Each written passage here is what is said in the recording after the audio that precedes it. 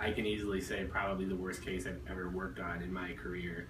This was a woman who was horribly abused by her stepmother for years. Her stepmother turned her father against her, and then they eventually sold her to a brothel when she was still preteen. She eventually escaped from the brothel with the help of a man who she fell in love with, and who then himself became an abuser. I've never seen anyone go through what this woman has gone through, and if I recall correctly, ICE had set her bond at $15,000.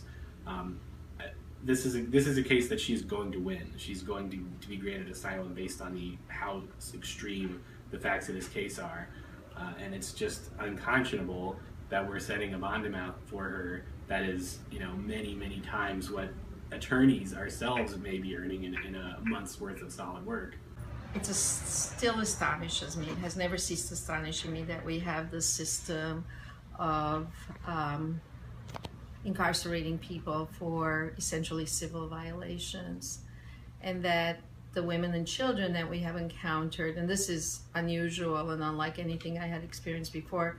Been in many jails, I've been in many immigration detention centers. I have never been in centers that house families and house mothers and children. I think at the end of the day today, when we saw a woman with a 3-month-old baby, was extraordinary. I've never seen anything like it.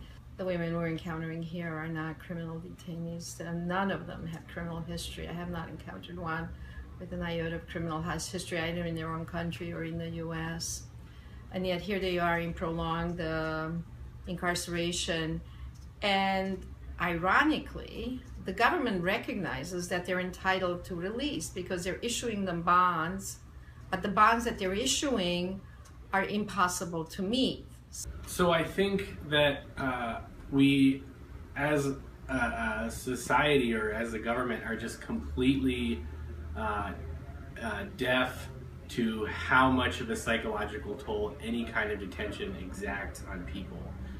These are civil detainees. They have not committed any serious crime. Some of them who presented themselves at a port of entry have never committed any crime in their lives, and they're being detained for what to them seems like an indefinite period of time. And I can't stress enough how just psychologically taxing it is day after day to wake up and think, I could get out of here next week, or I could be here for 5 months. We just have no sense of how damaging that is, and how much trauma the detention itself inflicts on people who are already extremely traumatized from what happened to them at home and from what happened to them on the journey.